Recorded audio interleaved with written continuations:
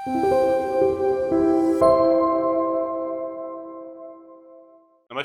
मेरा नाम डॉक्टर श्वेताब वर्मा है। मैं मेदांता अस्पताल लखनऊ में कार्यरत स्पाइन सर्जन हूँ। आज मैं आपसे वेट मैनेजमेंट, शरीर का वजन और स्पाइन की समस्याओं के बारे में कुछ जानकारी शेयर करना चाहता हूँ। हम सब जानते हैं कि अगर हमारा शरीर फुर्तीला है, तो हमारी आधी प्रॉब्लम्स शरीर संबंधी तभी खत्म हो जाती है, क्योंकि हम एक एक्टिव लाइफस्टाइल को फॉलो कर रहे हैं। हम हर समय चुस्त फील करते हैं, हम कोई भी काम को करने में एनर्जाइज्ड फील करते हैं।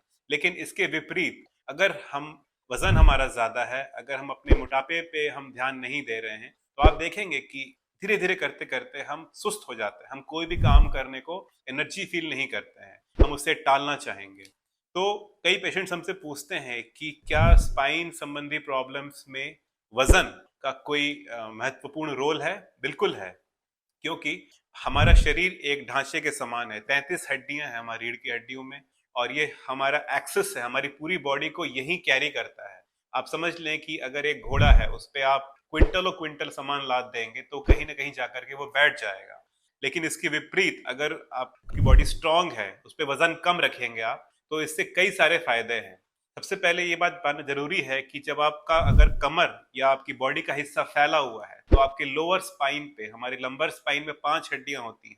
आपकी लोअर स्पाइन और कमर एक ट्रायंगल की तरह हमारी कमर होती है, वो आपकी स्पाइन को सपोर्ट करती है। अगर आपका वजन ज्यादा है तो अक्सर आपको कमर में दर्द होना, कूल्हों में दर्द होना, चलने में आपकी किसी मांसपेशी का खिंच जाना, चमक उठना, जो आम भाषा में कहते हैं, ये सब हो सकता है।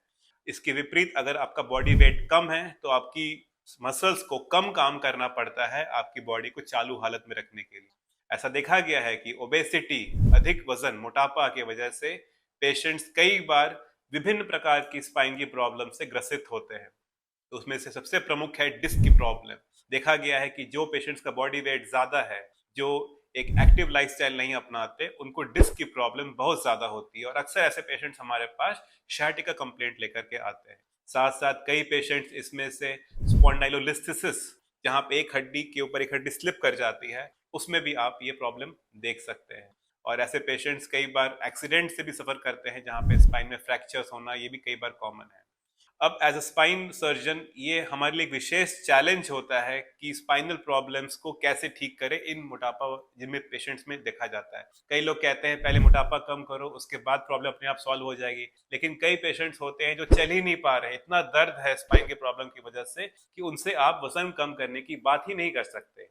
तो इसीलिए सबसे इंपॉर्टेंट है कि हम वो गति ही ना आने दें, हम वो नौबत ही ना आने दें कि किसी का वजन बढ़े। सबसे इंपॉर्टेंट है कि अपने हमें लाइफस्टाइल को एक्टिव रखना, सुबह जल्दी उठ करके एक्सरसाइज करना, खान पान पे विशेष ध्यान।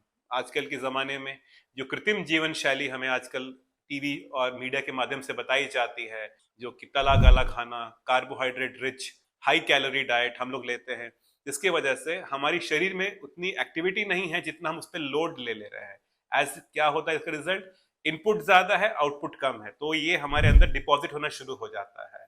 आप केवल एक पिज्जा खा लेंगे, उस पर 500 कैलोरी से कम एनर्जी कैलोरी आप ले लेते हो। लेकिन अगर आप एक केला खाओगे, उसमें 117 कैलोरी का इंटेक होता है। केला खाकर आप एक्सरसाइज कर रहे हो, तुरंत बर्न हो जाता है, लेकिन पिज्जा खा करके वो आपकी बॉडी में फैट ही डिपॉजिट करता है। आजकल के बच्चे जो कि सोशल मीडिया पे इतना एक्टिव रहते हैं, उनमें आप देख सकते हैं आजकल कोई हेल्दी सब्जियां, शाक सब्जियां, दूध दही, फल नहीं खाना चाहता। सभी कोई पिज्जा, बर्गर, चाउमीन के आजकल फैंस हैं। नतीजा बचपन से ही ये मोटापे की बीमारी देखने को मिल रही है। इसीलिए सबसे इंपॉर्टेंट है कि हम राइट फ्रॉम अर्ली एज बच्चों को समझाएं कि हमें कभी कभार चलता है ऐसे खाना, लेकिन हमें अपने मुख्य डाइट शुद्ध शाकाहारी वेजिटेबल युक्त, अच्छे कैलोरी, प्रोटीन, विटामिन युक्त हमें भोजन लेना है। सुबह सुबह एक्सरसाइज करना, साइकिलिंग करना, एक्टिव लाइफस्टाइल रखना, और उसके बाद फिर आप देखेंगे कि जब ये बड़े होंगे तो वजन नहीं बढ़ेगा। अब अगर वजन बढ़ने की वजह से कुछ प्रॉब्लम आई है, तो उसके लिए फिर हमें उसके उचित इलाज करना जरूरी है। तो weight management is very important in spinal problems. हमें कॉन्शियस रहना है कि हम अपने वजन को नहीं बढ़ने देंगे, और साथ साथ सुबह वर्जिश व्यायाम पे हम नियमित ध्यान देंगे। कई पेशेंट जो कि सीडेंटरी लाइफस्टाइल में है, जिनका जॉब उनको बैठने पे विवश करता है, तो उनके लिए और भी अत्यधिक आवश्यक है कि उनको सुबह का टाइम जरूर देना है अपने एक्टिविटीज में, तभी वो आपकी बॉडी कैलोरी बर्नआउट करेगी। अन्यथा बैठ के आप कैलोरी इनटेक करेंगे, बर्नआउट नहीं होगी, तो वो डिपॉजिट होता है। और जितना हो सके काम के दौरान खड़े हो जाना, चल लेना, जहां भी मौका मिले थोड़ा सा अपना कमरे के अंदर ही वर्जिश कर लेना, ये भी आपके छोटे छोटे स्टेप्स में काउंट करेगा। तो कहने का तात्पर्य है कि हम सबको अपने स्पाइन हेल्थ को लेकर के बहुत जागरूक रहना है। मोटापा इसमें एक बहुत बड़ा रिस्क फैक्टर है।